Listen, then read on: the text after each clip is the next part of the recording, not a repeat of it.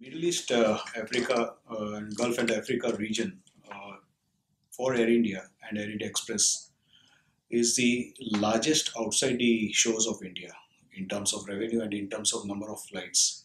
It's a very important region where uh, looking at the Indian population that is there. Uh, outside the shores of India, this region is has a very significant plays a significant role in Air India and Air India Express operations. We have already joined the Star Alliance, which has made Air India a mega airline in terms of reach for the passengers, in terms of destinations that they have. Moreover, we have already started flying Dreamliners to Dubai, and for the future, we are planning capacity infusion in this region. We would be wanting to consolidate the existing sectors. Uh, the market dynamics of this region have really changed over the years. There are more players in this market where we have got both the full service carriers and the so-called low cost carrier. And Air India is addressing both the segments because we have got the Air India, the full service carrier, operating over here along with the low cost uh, uh, subsidiary of Air India, which is Air India Express.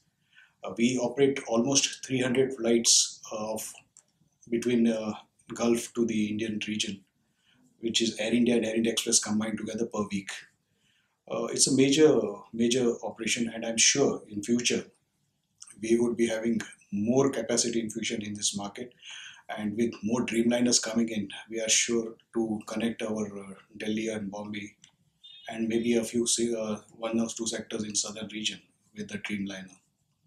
And with the Star Alliance, we have got into code shares with many major airlines of the world, which is actually increasing our reach and gives better choice to the passengers. We are also not only reacting, we are actually proacting on many counts where the other airlines follow what we new marketing initiatives that we take are being followed by others. And I'm sure we have a great thing to look in the future for Air India and Air India Express in this region. We code shares are there with a lot of major airlines, and with joining the Star Alliance, we have become a part of about 29 airlines which are there. So there is a free flow of sectors between these airlines. I think almost I think it's about 1900 sectors that we reach. Maybe more. It's more than that, and so the all the Star Alliance partners can have a free flow of coupons among themselves. The lounges of which like the premium class passengers can avail the launch of the Star Alliance partners in any of the airports. This makes the service or the product that we are presenting at a higher, this goes a notch higher. The premium class services on that, along with the seating pitch of the aircrafts, are second to none. And people who have traveled have definitely come back giving great reviews about our premium class travels. Out of India, non-stop is Air India. And even from Dubai and UAE, we have got spacious six freedom fares wherein we passenger can go to places like Australia, Hong Kong in Southeast Asia, where very good fares have been given, uh, and they can also avail a stopover in India, and they can fly the Dreamliners or the 777s out of India to various destinations, further destinations globally. As I told you, out of the shores of India, this region is basically the largest in terms of revenue and aircraft flights flown. The 10% increase that we achieved was in spite of the constraint of no capacity increase, which is higher than the other regions which have recorded in Air India. The capacity remained constant, but we were able to make higher revenues over the last year. So yes, it was a mix of various initiatives that was taken by the region in terms of proper pricing, in terms of giving six freedom fares, in terms of getting some short-term promotions, and in most of the cases proacting to the situation. That helped us in achieving our goals. Yes, there are quite a few low-cost carriers, and the competition is very thick. But we serve southern region and various interior points of India better than most of the other airlines.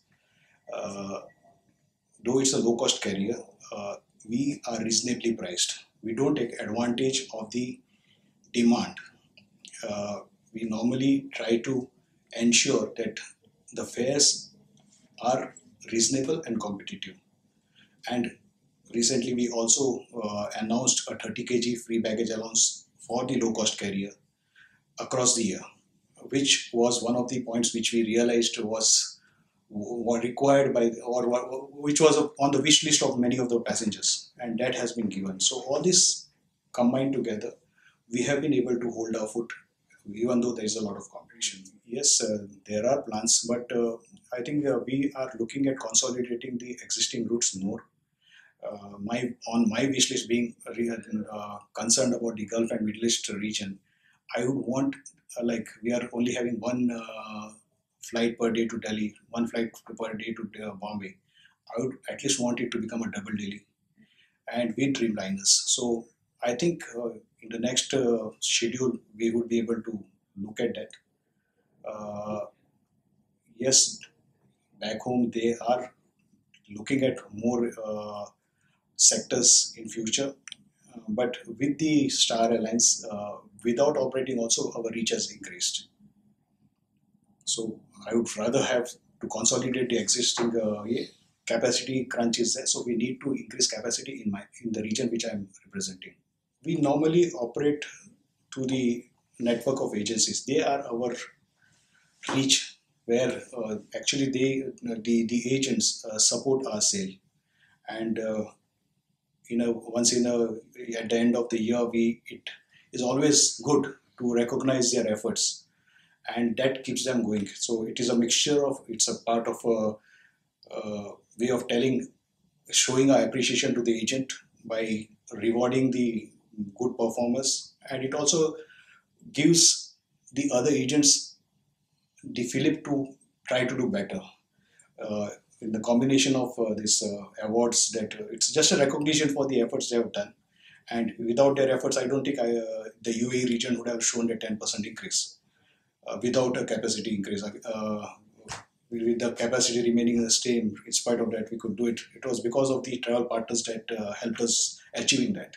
So definitely, without any this thing, we need to appreciate what they have done, and that's why we have an annual agency award function, which without fail we do it every year. As I always say, the second name of Air India is Care India. So we are always ready whenever our fellow brothers or sisters require. Whether it is Yemen was definitely a case in point, because we have done evacuations over the years, whether it was Kuwait or something.